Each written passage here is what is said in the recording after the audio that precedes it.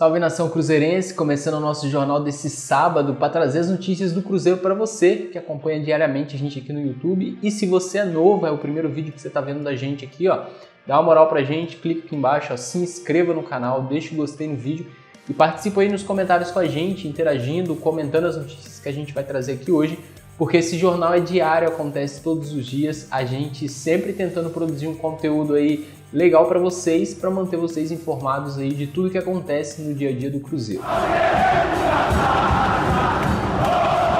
E a gente começa com a informação do Zé Eduardo, né? Destaque do nosso vídeo de hoje, inclusive tá aí no título, né? O Adroaldo Leal, da Rádio 98, fez uma postagem no seu perfil lá no Twitter ontem, destacando que o Cruzeiro estava recuperando ali os 15% dos direitos econômicos do jogador que foram cedidos ao América de Natal, quando o Cruzeiro solicitou o retorno do jogador, né? Naquela ocasião, o Cruzeiro precisava de um atacante e aí o Cruzeiro ligou para o América e falou: queremos o Zé Eduardo de volta, mas aí a cláusula do contrato não permitia o Cruzeiro solicitar o jogador a qualquer momento da temporada. E aí o América falou: beleza, só libero se mandarem para a gente 15% do Zé Eduardo. E aí o Cruzeiro, naquela época que estava meio que desesperado atrás de um atacante, né? O Cruzeiro aceitou a proposta do América, pegou o jogador de volta, deu 15% dos direitos econômicos do Zé Eduardo para o América, e aí o Cruzeiro agora não utilizou o jogador e está emprestando de volta o jogador para o América, e aí o Cruzeiro tentou: não, já que a gente está nessa situação, vamos tentar pelo menos pegar os 15% de volta. E aí o Cruzeiro propôs ao América, o América está interessado no empréstimo, o Cruzeiro propôs: beleza, a gente empresta se vocês mandarem os 15% de volta. Só que beleza, o Adroaldo Leal postou isso no Twitter dele, até então tudo bem, né? Só que aí veio o agente do Zé Eduardo e fez um comentário lá, né, desmentindo tudo, dizendo que a informação não procedia, né? E aí a gente foi pesquisar, buscamos ali contatos com pessoas ligadas ao jogador, ligadas ao Zé Eduardo, para saber o que está acontecendo nessa situação do Zé Eduardo. Ninguém aqui vai ficar citando nome, assim como ninguém cita nome em momento nenhum, né, quando traz alguma notícia desse tipo. Mas a situação é mais ou menos a seguinte: o Cruzeiro trouxe o Zé Eduardo de volta, renovou o contrato do jogador e aumentou o salário dele. E agora o Cruzeiro quer emprestar o jogador ao América, porque o América tem um interesse e o Cruzeiro tem um interesse também de pegar os 15% de volta, já que percebeu a burrada que fez, né? E aí o Cruzeiro agora, para emprestar o jogador, o América pagaria somente 80% do salário do Zé Eduardo e o Cruzeiro teria que pagar os outros 20%. Só que aí o Cruzeiro está tentando reduzir o salário do Zé Eduardo. E aí o jogador não está aceitando, né? O jogador não tem nada a ver com isso tudo, e aí o jogador não estaria aceitando. Então, nesse momento, a situação do Zé Eduardo com a América e com o Cruzeiro está bem que travada. A negociação está acontecendo, e aí o América também não assinou nada. Então, o América, até o momento, também não aceitou devolver esses 15% do jogador ao Cruzeiro. E aí a gente para e pensa como que esse departamento de futebol do Cruzeiro, não só com o David, quando tinha o Ocimar aqui, está trabalhando muito mal, né? A gente teve a negociação do Matheus Índio agora, um cara que veio para o Cruzeiro, não jogou, não foi registrado, e o Cruzeiro fez uma rescisão e vai pagar 60 mil reais para ele. Para e pensa, 60 mil reais. No mundo do futebol isso não é nada, né? A gente fala aí de milhões de dinheiro, 60 mil não é nada. Mas é um prejuízo muito grande para um time que está muito mal das pernas. Então, gente, esse ano seria o ano do Cruzeiro não errar em gestões no futebol. E aí o Cruzeiro contratou no começo do ano o Ocimar Bolicem, um péssimo diretor de futebol, tanto que foi demitido pouquíssimos meses depois. E aí veio o Sérgio Rodrigues e trouxe o David, um cara que não tinha experiência nessa área, não adianta falar que tem, porque não tem, faz negociações péssimas, Matheus Índio aí, ó, nas costas dele, o Robertson não foi ele, o Robertson ainda foi na gestão do Ocimar, e aí agora essa negociação incrível do Zé Eduardo. E o Zé Eduardo, para quem não se lembra, foi mais ou menos o seguinte: na ocasião o Cruzeiro estava muito mal no Brasileiro, precisava de um atacante, Marcelo Moreno não jogando bem, e aí o Cruzeiro pensou: vamos trazer o Zé Eduardo de volta. Ligaram para o América, pediram o cara, deram os 15% para o América. Só que aconteceu no meio disso tudo, o Sassá foi dispensado do Curitiba e veio para o Cruzeiro. E aí aconteceu uma coisa que a gente não queria: o Sassá roubou o espaço do Zé Eduardo e o garoto não recebeu oportunidades nem entrando no segundo tempo. O Zé Eduardo jogou 20 minutos no Cruzeiro e foi naquela partida contra o Oeste. O Cruzeiro empatou em 0-0, ele jogou os 20 minutos finais ali.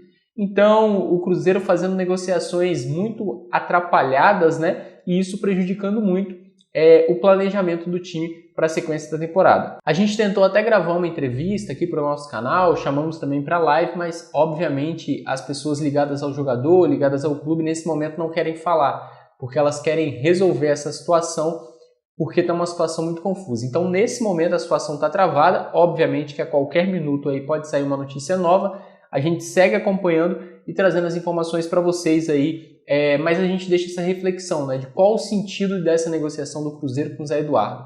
E agora, qual o sentido de emprestar o Zé Eduardo para o América de novo, se não para receber os 15% de volta? Porque se receber os 15% de volta, beleza, lindo a negociação.